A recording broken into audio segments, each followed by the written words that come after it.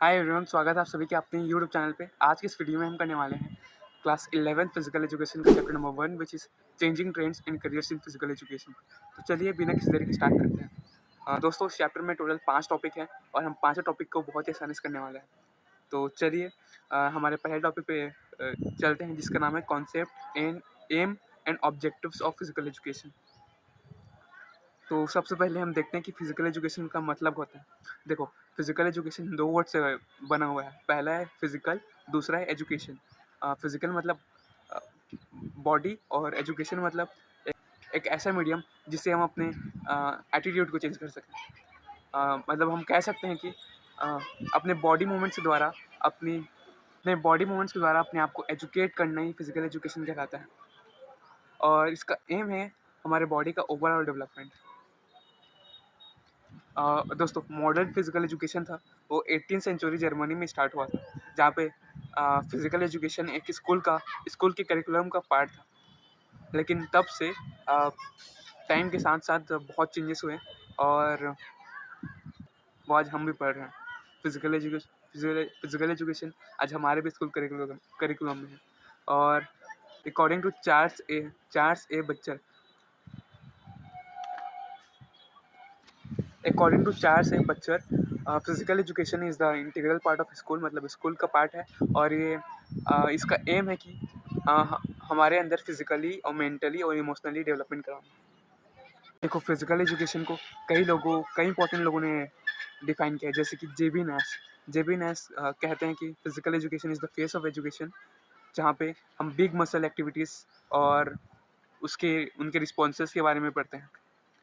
आप इसको ऐसे याद रख सकते हैं, जब भी बिग मसल किसी लाइन में आए तो आप जे बी नायस ने स्टेटमेंट दिया कि बता सकते हो। और एक कैसिडी ने ये बताया कि physical education is the sum of changes in individual. मतलब किसी भी इंडिविजुअल में जो भी चेंजेस होते हैं उसे फिजिकल एजुकेशन कहते हैं।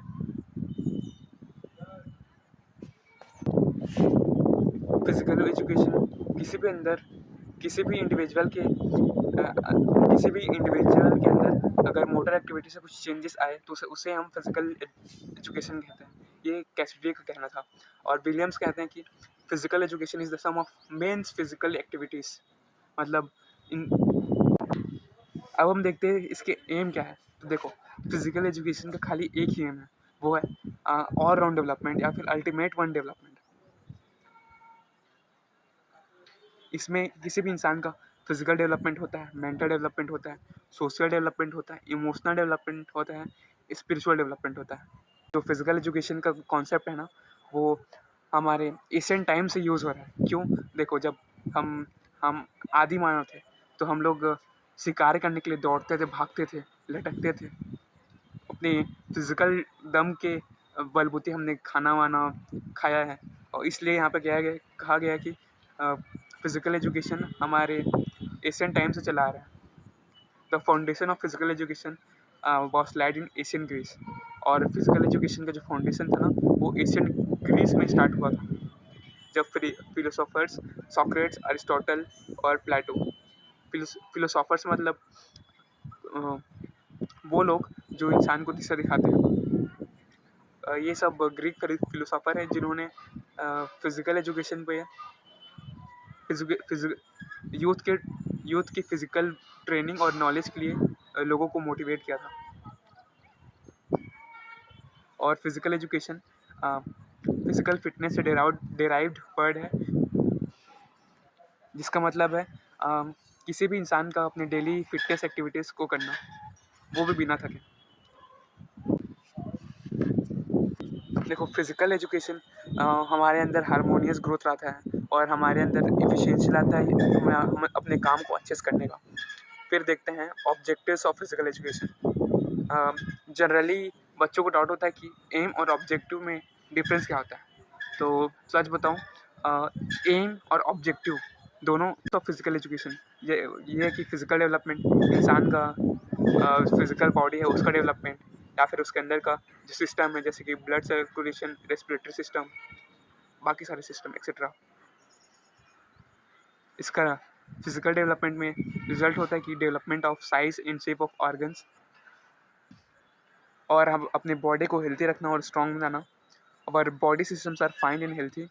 और फिजिकल एजुकेशन कई कई तरह के डेंजरस बीमारियों से भी हमें दूर रखता है। दूसरा है मेंटल डेवलपमेंट।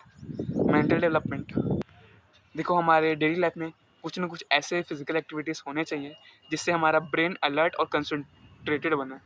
जब भी हम कोई एक्सरसाइज करते हैं या फिर कोई स्पोर्ट्स खेलते हैं तो हमारा ब्रेन अलर्ट हो जाता है और कंसंट्रेटेड हो जाता है। एग्जाम्पल से समझते हैं। देखो जब भी आप, आई होप कि आपने बैडमिंटन खेला होगा। जब भी आप बैडमिंटन खेलते हो तो जब खेलते वक्त आपका ध्यान उस शटल पे चले जाता है, और इसी तरह से हमारा कंसंट्रेशन भी बढ़ता है। एक्टिविटीज़ हमारे दिमाग को भी साफ करती है। और देखो जब कोई स्पोर्ट्स खेला जाता है तो वहाँ पे कुछ ना कुछ ऐसा सिचुएशन बनता है जिससे लोगों का मतलब कंसंट्रेशन एकदम बढ़ जाता है। मान लो वर्ल्ड कप का एग्जांपल लेते हैं आज। वर्ल्ड कप का जब फाइनल मैच चल रहा था तो सबका सबका पूरा ध्यान पूरा उस गेम पे था कि कैसे हम जीते, लेकिन अफसोस हम हार गए, और हार जीत तो लगी रहती है वर्ल्ड कप में। तीसरा है सोशल डेवलपमेंट। देखो सोशल डेवलपमेंट में हमारे सोशल स्किल्स डेवलप होता है। मान लो आप कोई स्पोर्ट्स प्लेयर हो और आप कोई गेम खेलने जा रहे हो, तो जहाँ पे आप खेलने जाओगे और जिन लोगों के साथ आप खेलोगे उन लोगों से आपसे आपकी दोस्ती बढ़ेगी, और आपके जो कोच हैं वो दूसरे कोच से मिलेंगे। इससे और ज़्यादा रिलेशनशिप अच्छा होगा और हमारा नेशन हेल्थी और स्ट्रांग बनेगा। इससे हमारा सोशल स्किल्स भी इम्प्रूव होगा। चौथा है इमोशनल डेवलपमेंट। देखो इमोशनल डेवलपमेंट में मान लो आप एक कोई प्लेयर हो और आप किसी मैच में हार जाते हो, तब अपने आप को संभालना, और या फिर कोई टफ सिचुएशन में अपने आप को अपनी इमोशन को कंट्रोल करके गेम खेलना, जैसे कि हमारे क्रिकेट प्लेयर करते हैं, हर गेम के बंदे करते हैं। और तो इसी को हम इमोशनल डेवलपमेंट कहते हैं। और फिजिकल एजुकेशन से हम अपनी इमोशन को अच्छे से कंट्रोल करना सीखते हैं। पांचवा है स्पिरिचुअल डेवलपमेंट। इसका ये ये एम नहीं है कि ये स्पिरिचुअल डेवलपमेंट का ये एम नहीं है कि आप एकदम पुजारी बन जाओ।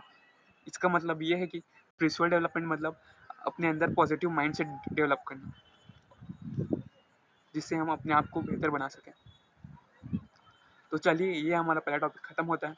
अब हम चलते हैं चैप्टर के दूसरे टॉपिक पे, जिसका नाम है changing trends in sports playing surface, wearable gear and sports equipment and technological advancement. देखो दोस्तों, वक्त के साथ साथ हमारा जो प्लेइंग सरफेस है, खेलने का जो मैदान है, वो बदलते गया है। पहले हम मिट्टी में खेलते थे, उसके बाद ग्रास में खेले, लेकिन अब आर्टिफिशियल ग्रास में खेलते हैं। कबड्डी में भी देख लेते हैं, पहले कबड्डी के लिए मिट्टी में खेलते थे, लेकिन अब उसके लिए गद्दा आ गए हैं, और आर्टिफिशियल ग्रास मैदान को आर्टिफिशियल टर्फ कहते हैं। इससे इससे हमारे जो स्पोर्ट्समैन हैं उनका परफॉर्मेंस स्पीड और बढ़ता है।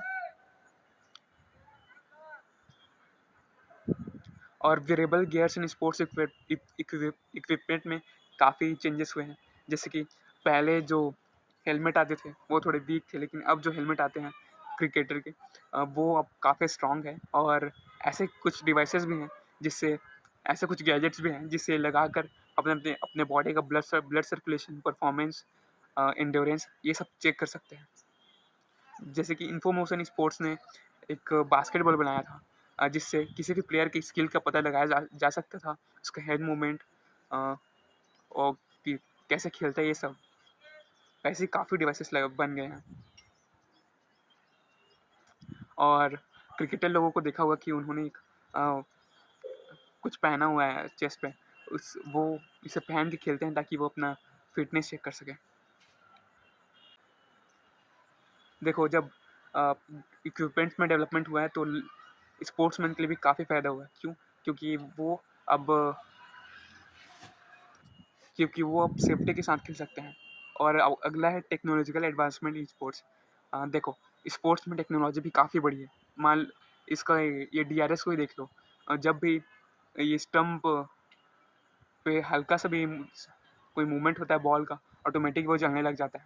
और दोस्तों वो काफ़ी महंगा होता है, उसमें काफ़ी खर्चा होता है। प्लस आपका जो DRS सिस्टम है, ओवरव्यू क्या बोलते हैं, ध्वनि review system, I don't know, आप कमेंट में बताइए। रिव्यू करते हैं उसके लिए जो कैमरा वैमरा है और बॉल कितने एंगल मिल जाएगा, ये सब के लिए टेक्नोलॉजी काफ़ी बढ़ गई है। अपने सेंसर्स को देख लो और अपना प्रोटेक्टिव गियर्स, जैसे कि मैंने कहा कि काफ़ी एडवांस हो गए हैं। तो इसी के साथ हमारा ये दूसरा टॉपिक भी ख़त्म। तीसरा टॉपिक है development of physical education in India after post independence. देखो, इंडिया जब आज़ाद हुआ तो इसी के साथ स्पोर्ट्स फील्ड में भी काफ़ी इम्प्रूवमेंट हुए हैं, काफ़ी डेवलपमेंट हुए हैं। उन्हीं सब के बारे में इस टॉपिक में पढ़ेंगे। तो चलिए देखते हैं कि क्या क्या लिखा हुआ है, क्या क्या दिया है। देखो, जब हमारा इंडिया आज़ाद हुआ तो काफ़ी हर हर फील्ड में प्रोग्रेस किया और in the field of physical education काफ़ी न्यूमरस स्कीम्स आए, लॉन्च हुए और हमारे गवर्नमेंट के द्वारा। और 1948 में गवर्नमेंट ऑफ इंडिया ने एक सेंट्रल गवर्नमेंट फिजिकल एजुकेशन का कमेटी बनाया, जिसे हम ताराचंद कमेटी के नाम से जानते हैं, जो हम central institute of physical education and recreational game, मतलब इन शॉर्ट गेम्स और स्पोर्ट्स को रिकमेंड करते हैं, उनको बढ़ावा देता है। फिर 1950 में central advisory board of physical education set किया गया, जिसका पर्पस था कि गवर्नमेंट को एडवाइस करे रिगार्डिंग फिजिकल एजुकेशन इशूज़। और वन ऑफ द इम्पोर्टेंट इसका ये रीज़न था कि फिजिकल एजुकेशन को एक सब्जेक्ट के तौर पर, कंपलसरी सब्जेक्ट के तौर पर स्कूलों में लॉन्च किया जाए। देखो, first Asian games 1951 new Delhi में हुआ, जिसने लाखों इंडियन यूथ को मोटिवेट किया और गेम्स में पार्टिसिपेट करने के लिए और इंटरनेशनल लेवल पे भी पार्टिसिपेट करने के लिए। अगला है आपका नेशनल इंस्टीट्यूट ऑफ स्पोर्ट्स बने 1961 में मोती बाग पटियाला पंजाब में, जिसका एम था क्वालिफाइड कोचेस डिफरेंट गेम्स और स्पोर्ट्स में प्रोड्यूस करना। फिर 1954 में all India council of sports ये एग्जिस्टेंस में आया, जिसका एक पर्पस था कि गवर्नमेंट और नेशनल स्पोर्ट्स फेडरेशंस के बीच में कनेक्शन बनाना। उसके बाद आज़ादी के 10 साल बाद 1957 में minister of education and culture government of India ने first college of physical education खोला, जिसका नाम था Lakshmibai college of physical education, Gwalior Madhya Pradesh में।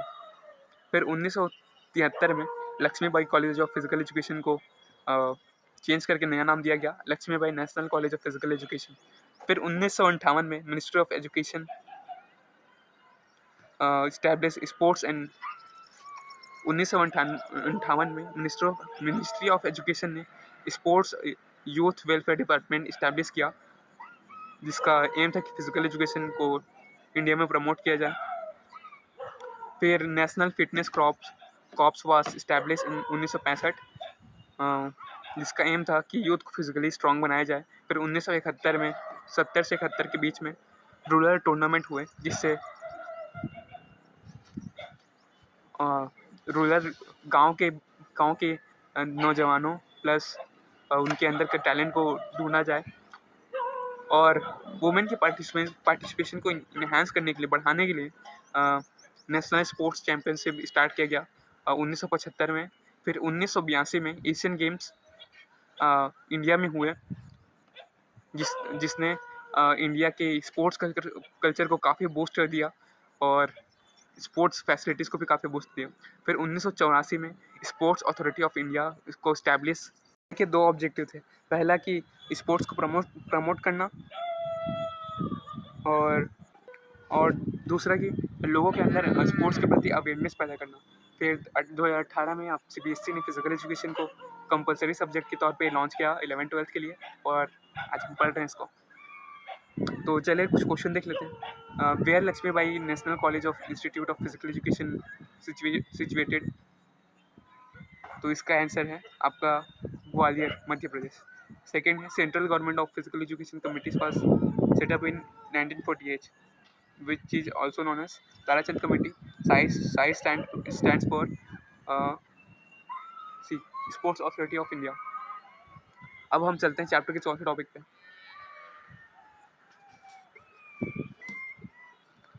यहाँ पे टॉपिक मिस हो गया था जिसको हमने अभी कवर किया, इसलिए यहाँ पे 1.3 दिया गया है, लेकिन ये चौथा टॉपिक है।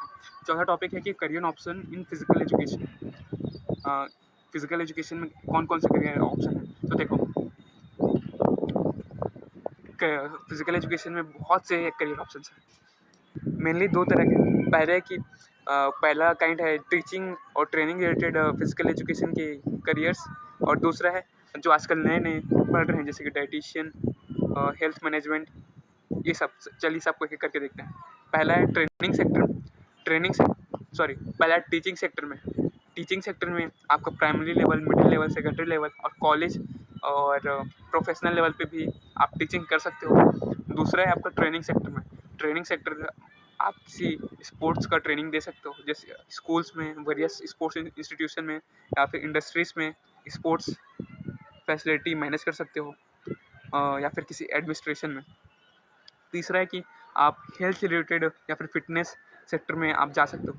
आप स्पोर्ट्स डाइटिशियन बन सकते हो, स्पोर्ट्स साइकोलॉजी बन सकते हो, साइकोलॉजिस्ट बन सकते हो, न्यूट्रिशनिस्ट बन सकते हो, जिम के ट्रेनर या फिर एथलेटिक ट्रेनर बन सकते हो, या फिर आप हेल्थ या फिर फिटनेस इंडस्ट्री में। एक फैक्ट बताऊँ आपको, जो आपका ऋतिक रोशन का जो ट्रेनर है ना, वो महीने का 20 लाख चार्ज करता है, और ऐसे कई लोग हैं जो उससे ज़्यादा चार्ज करते हैं। तो चौथा है कि परफॉर्मेंस रिलेटेड सेक्टर। जो प्रोफेशनल प्लेयर्स है जैसे कि अपना विराट कोहली, उनके कोचेस होते हैं जो उनके परफॉर्मेंस को इन्हांस करने के लिए बनाए जाते हैं। पांचवा है आपका मीडिया सेक्टर में। आप जर्नलिज्म कर सकते हो, आप बुक ऑथर बन सकते हो, या फिर आप फोटोग्राफी कर सकते हो, या ब्रॉडकास्टिंग, या फिर आप स्पोर्ट्स के एडवर्टाइजमेंट बना सकते हो। आप स्पोर्ट्स इंडस्ट्री में अपना दुकान खोल सकते हो, बैट का, बॉल का। चौथा है आपका खेलो इंडिया प्रोग्राम। सॉरी, ये पांचवा टॉपिक है। पांचवा है आपका खेलो इंडिया प्रोग्राम। देखो, खेलो इंडिया प्रोग्राम बताता है कि हमारा जो इम्पोर्टेंस ऑफ स्पोर्ट्स और फिटनेस है वो काफ़ी वैल्यूएबल है किसी भी इंसान की लाइफ के अंदर। ये आपका बहुत सारा स्किल डेवलप करते हैं, जैसे कि आपका leadership skill, goal setting skill, etcetera. और इसको हिस्ट्री कैसे हुआ, इसका खेलो इंडिया का हिस्ट्री देख लेते हैं। देखो, 31 जनवरी 2018 को हमारे प्राइम मिनिस्टर नरेंद्र मोदी ने इसका उद्घाटन किया। कहाँ पे? गुरु शिष्या tradition held in Indira Gandhi stadium, new Delhi पे इसका उद्घाटन हुआ। उस दिन 31 जनवरी से लेकर 8 फरवरी तक 2018 में न्यू दिल्ली में गेम्स हुए, जिसमें अंडर 17 के एथलीट्स ने पार्टिसिपेट किया था। खेलो इंडिया वेबसाइट से ये फ़ोटो लिया गया है, और इसमें टोटल 12 ऑब्जेक्टिव्स हैं, और एग्ज़ाम में भी आपके आता है, मेरे में आया था कि खेलो इंडिया के कितने वर्टिकल्स हैं, तो आप बताना कि 12 है। फिर हम इसके देखते हैं कि ऑब्जेक्टिव्स ऑफ इसके स्कीम्स का ऑब्जेक्टिव क्या है। पहला है कि लोगों को इनकरेज करना, प्रमोट करना, और जो आपके पिछड़े हुए गेम हैं उनको ऊपर उठाना, जो ट्राइबल एरियाज या फिर अपने रूरल एरियाज में खेले जाते हैं।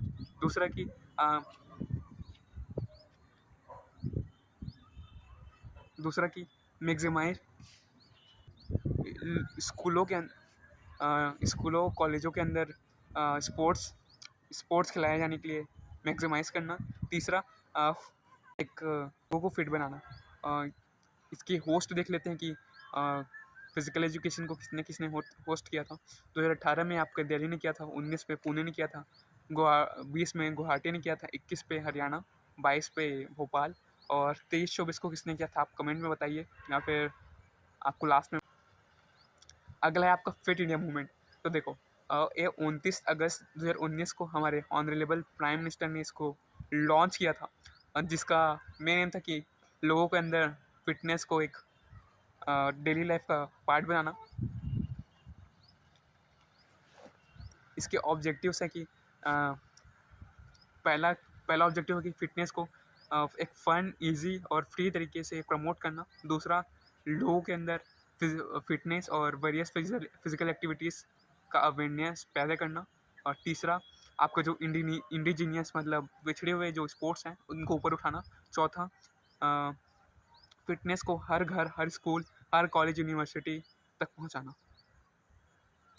तो यहाँ पे कुछ क्वेश्चन है वो देख लेते हैं। The foundation of physical education was laid in आपका Greece. Which of the following is not the objective of physical education? D, technical development. तीसरा, career options through physical education are all of the above. Fit India movement was launched in 29 August 2019। एक और चीज़ दोस्तों, 29 अगस्त को ना आप हमारे एक national hockey player का बर्थडे है, जिन्होंने गोल्ड ओलंपिक में गोल्ड मेडल लाया था। उनका नाम है मेजर ध्यानचंद सिंह। इनकी वजह से 29 अगस्त को फिटनेस इंडिया मूवमेंट लॉन्च किया गया, और 29 अगस्त को आई थिंक स्पोर्ट्स डे भी है। ये आपके रीजन में आ सकता है। और यहाँ पे बहुत सारे क्वेश्चंस दिए हुए हैं, आई होप आप इसे कर लीजिएगा। कुछ क्वेश्चंस हम देख लेते हैं। What is the aim of physical education? All round development. What do you mean by sports journalism? मतलब लोगों से जाके बात करना, जो जर्नलिज्म का काम होता है वो करना, ये इसके अंदर आ जाएगा। तीसरा है what is adaptive physical education? ये टॉपिक आपके चौथे चैप्टर में भी है। एडेप्टिव, ये चौथे चैप्टर का क्वेश्चन है, इसे आप नहीं भी करेंगे तो चलेगा। इसे देखो, जो आपके डिसेबल्ड या फिर दिव्यांग लोग होते हैं उनके लिए जो फिजिकल एजुकेशन होता है उसी को हम एडेप्टिव फिजिकल एजुकेशन कहते हैं। यहाँ पे और लॉन्ग क्वेश्चंस हैं, आप कर लीजिएगा। और इस चैप्टर के सारे नोट्स का PDF आपको मेरे टेलीग्राम चैनल पे मिल जाएगा, तो ज्वाइन कीजिए और अगली बार आप इस नोट से पढ़ें। तो इसी के साथ आप हमारा ये चैप्टर ख़त्म होता है, और मिलते हैं आपको जल्दी अगले चैप्टर में। Till then be happy. जय हिंद।